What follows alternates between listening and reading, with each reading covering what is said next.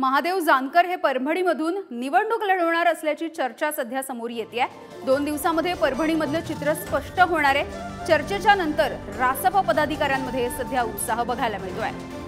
खरं तर महादेव जानकर हे महायुतीमधून लोकसभेची निवडणूक लढवणार की महाविकास आघाडीकडून या सगळ्या विषयामध्ये चर्चा सुरू होती आणि अखेर परभणीमधून ते निवडणूक लढवणार अशी माहिती समोर येते आहे।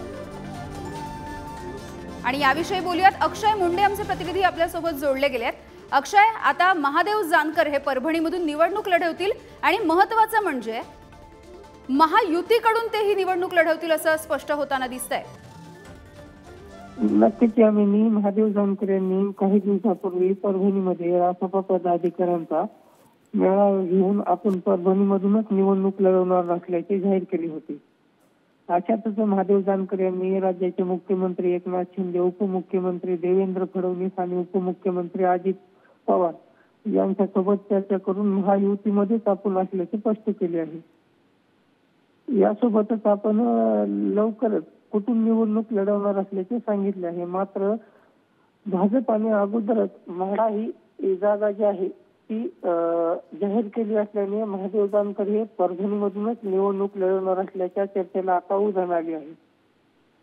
बरं, धन्यवाद अक्षय या सगळ्या अपडेटसाठी।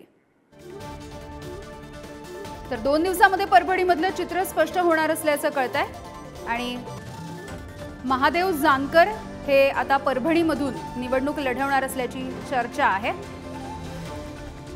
महादेव जानकर यांनी महाविकास आघाडीमधून निवडणूक लढवावी यासाठी त्यांनी याआधी शरद पवार यांची सुद्धा भेट घेतलेली होती। मात्र चर्चेच्या नंतर आता महायुतीकडून ते यंदाची लोकसभेची निवडणूक लढवणार असल्याचं दिसतंय आणि येत्या 2 दिवसांमध्ये या सगळ्या संदर्भातलं चित्र आता स्पष्ट होईल। या चर्चेच्या नंतर रासपच्या पदाधिकाऱ्यांमध्ये चांगलाच उत्साह संचारलेला आहे।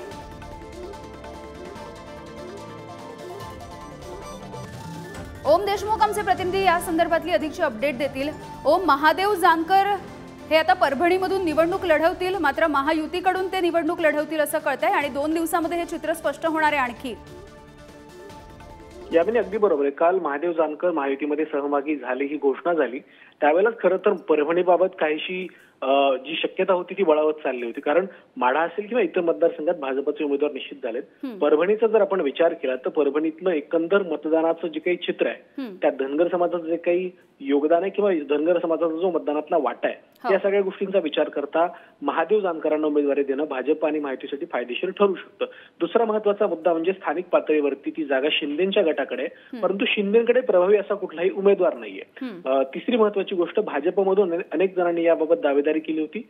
माजी आमदार रामप्रसाद बोर्डीकर असतील किंवा राहुल लोणीकर असतील, इतर मंडळींनी सुद्धा याबाबत आपली दावा केला होता। परंतु या सगळ्यामध्ये महादेव जानकर हा एक मोठा महत्वाचा चेहरा ठरू शकतात। मराठवाड्यामधलं एकंदर सामाजिक समीकरण बघता जानकरांना मराठवाड्यातून परभणीतून उमेदवारी देणं महायुतीसाठी निश्चित स्वरूपात फायदेशीर ठरू शकतं। त्यामुळे माढा आणि बारामतीची सुद्धा गणितं काही प्रमाणात महायुतीच्या बाजूने झुकतील असा एकंदर सगळा विचार करून महायुतीच्या माध्यमातून परभणीतून जानकरांना उमेदवारीसाठी आता जवळपास त्यांची जी चर्चा होती ती आता जवळपास खरी ठरते असं आपण म्हणू शकतो आणि अवघ्या काही दिवसांमध्ये याबाबत अंतिमतः घोषणा सुद्धा होईल असं आपल्याला समजलंय। अगदी ओम, यामधला आणखी एक दुसरा मुद्दा तो म्हणजे अजित पवार यांच्या राष्ट्रवादीकडून सध्या तिथे राजेश विटकर हे सुद्धा इच्छुक असल्याचं दिसतंय उमेदवारीसाठी।